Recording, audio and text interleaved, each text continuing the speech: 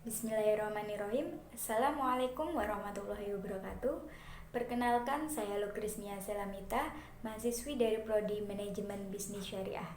Video ini diupload untuk memenuhi UTS mata kuliah Analisis Laporan Keuangan. Terima kasih atas kesempatan yang diberikan kepada saya untuk menyampaikan analisis laporan keuangan PT Astra Internasional Tbk dan entitas anak untuk tahun yang berakhir pada 31 Desember 2023. Sebagai salah satu konglomerasi terbesar di Indonesia, Astra memiliki peran penting dalam berbagai sektor industri, mulai dari otomotif, jasa keuangan, alat berat, hingga agribisnis. Dalam presentasi ini, saya akan mengulas kinerja keuangan perusahaan berdasarkan laporan tahunan yang telah dipublikasikan, mencakup aspek pendapatan, profitabilitas, arus kas, serta posisi keuangan perusahaan secara keseluruhan. Melalui analisis ini, kita akan melihat bagaimana Astra menghadapi tantangan ekonomi, strategi bisnis yang diterapkan, serta prospek perusahaan di masa depan. Mari kita mulai pembahasannya. Pendapatan bersih konsolidasian grup pada tahun 2003 adalah sebesar 316,6 triliun, meningkat 5% dibandingkan dengan tahun lalu. Laba bersih grup tidak termasuk penyesuaian nilai wajar atas investasi grup di Goto dan Hermina, mencapai laba bersih tertinggi sebesar 34,0 triliun, 12% lebih tinggi dibandingkan dengan periode yang sama tahun lalu. Jika penyesuaian nilai wajar tersebut diperhitungkan, maka laba bersih grup meningkat 17% menjadi 33,8 triliun. Kenaikan laba bersih ini merefleksikan peningkatan kinerja dari hampir seluruh divisi bisnis grup, terutama bisnis otomotif dan jasa keuangan.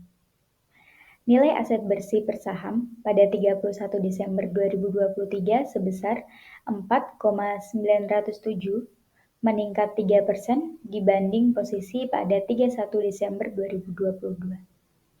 Kas bersih tidak termasuk anak perusahaan jasa keuangan grup mencapai 29 miliar pada 31 Desember 2023 dibandingkan dengan 35,1 triliun pada 31 Desember 2022. Selain dividen yang lebih tinggi yang dibagikan pada bulan April 2023, belanja modal dan investasi konsolidasian grup pada tahun 2023 meningkat 2 kali lipat menjadi 45,9 triliun, terutama disebabkan oleh investasi PT United Tractor Tbk di sektor nikel dan energi terbarukan sebagai bagian dari rencana transisinya. UT juga mengeluarkan belanja modal yang lebih tinggi untuk pergantian alat berat pasca pandemi sejalan dengan peningkatan aktivitas bisnisnya. Hutang bersih anak perusahaan grup di divisi jasa keuangan meningkat menjadi 52,2 triliun pada 31 Desember 2023 dari 44,5 triliun pada akhir tahun 2022, sejalan dengan pertumbuhan penyaluran kredit sepeda motor. Dividen final sebesar 421 per saham pada tahun 2022, Rp 552 per saham akan diusulkan pada rapat umum pemegang saham tahunan perseroan pada bulan April 2024. Dividen final yang akan diusulkan tersebut bersama dengan dividen interim sebesar 98 per saham, 2022 88 per saham, yang dibagikan pada bulan Oktober 2023 akan menjadikan total dividen yang diusulkan untuk tahun 2023 menjadi 519 per saham, 2022 640 per saham. Dengan rasio pembayaran dividen sebesar 62% berdasarkan laba bersih grup sebesar 34,8 triliun, tidak termasuk penyesuaian nilai wajar atas investasi di Goto dan Hermina. Rasio tersebut lebih tinggi dari rata-rata rasio pembayaran dividen historis perseroan. Usulan direksi atas dividen final tersebut didasarkan pada kinerja yang sangat baik dan harga batu bara yang masih tinggi pada paruh pertama tahun 2023, yang mencerminkan pemulihan yang terus berlanjut pasca pandemi, yang memungkinkan perseroan untuk mengembalikan sebagian ekses kapital kepada pemegang saham. Perseroan tetap yakin dengan potensi pertumbuhan jangka panjang dan kapasitas neracanya untuk terus melakukan investasi guna mendukung prioritas strategisnya. Laba bersih Group berdasarkan divisi bisnis pada tahun 2023 dibandingkan dengan tahun sebelumnya dimuat dalam tabel di dalam ini.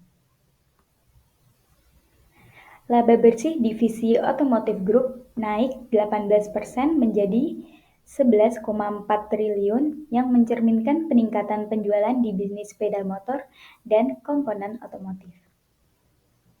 Laba bersih divisi Jasa Keuangan Group meningkat 30% menjadi 7,9 triliun pada tahun 2023, terutama disebabkan oleh peningkatan kontribusi dari bisnis pembiayaan konsumen.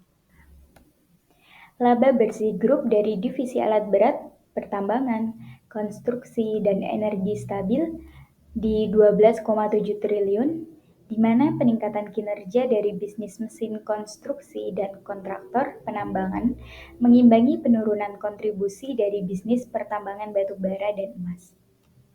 Laba bersih dari divisi agribisnis grup menurun 39% menjadi 841 miliar, terutama disebabkan oleh harga minyak kelapa sawit yang lebih rendah, yang sebagian diimbangi oleh peningkatan volume penjualan. Divisi Infrastruktur dan Logistik Group mencatatkan peningkatan laba bersih sebesar 85% menjadi 973 miliar, disebabkan oleh peningkatan kinerja dari bisnis jalan tol, solusi transportasi, dan logistik.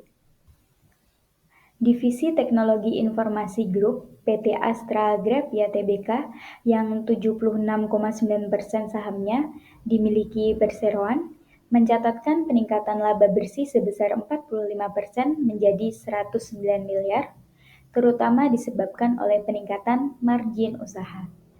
Divisi Properti Group melaporkan peningkatan laba bersih sebesar 10% menjadi 142 miliar, terutama disebabkan oleh meningkatnya tingkat hunian di Menara Astra. Selama setahun terakhir, grup terus membelanjakan modalnya untuk memperkuat portofolio inti dan diversifikasi bisnis. Grup mencatatkan pencapaian kinerja tertinggi pada tahun 2023 didukung oleh pemulihan penjualan sepeda motor dan pertumbuhan bisnis pembiayaan konsumen.